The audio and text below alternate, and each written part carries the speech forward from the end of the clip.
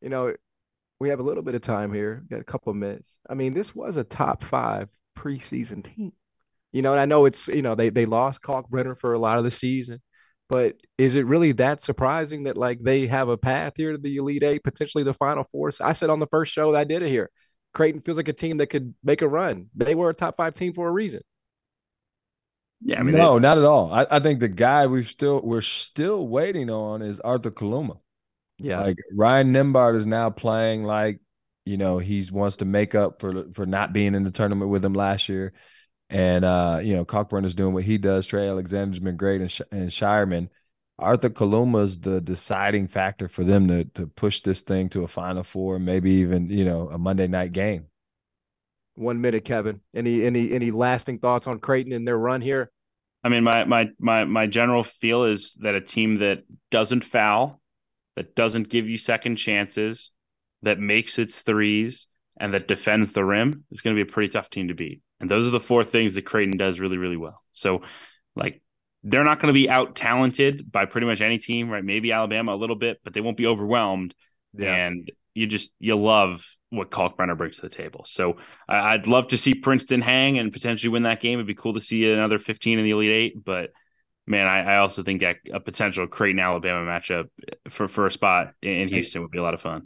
Today's episode is brought to you by Underdog Fantasy, the easiest place to play college basketball pick'em, where you can get a little extra sweat during March Madness and win real cash prizes simply by picking player stats in this weekend's games. In pick'em, all you do is predict whether a player will go higher or lower on Underdog's projected totals, whether that's points, rebounds, whatever. For example, if you're like me and you think Zach Edey is going to go nuts in this tournament, pick higher on his points projection, add up to 4 more picks, and if you hit them all, you can win 20 times your money on a single game. Underdog's slick mobile app is easy enough that dummies like Jeff Goodman have even figured it out. So go to underdogfantasy.com or download the app and use the code FIELD, FIELD, and Underdog will match your deposit up to $100. Now is the time to get in on the madness. So remember, underdogfantasy.com, promo code FIELD. I was going to say, don't forget now, St. Thomas went to Omaha early in the year and about knocked Creighton off, with a similar style as a Princeton. That is true.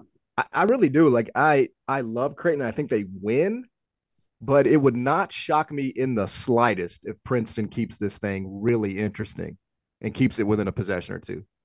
Like I think I might bet it, honestly. They play with a confidence. They do. The way they played against Missouri, the way it was like they were as confident. Them and FDU, like, man, those dudes, they walked out there like they're supposed to win. Absolutely. And I mean, again, like when you beat Arizona and you beat Missouri, I mean, I know Creighton is a pressure's on Creighton, no doubt about it. Yeah, it is. And I will say, like, if I was going to make a case for Creighton here, it would be the difference defensively. Like Creighton is so much like they're worlds away defensively from those two teams, right? Yeah.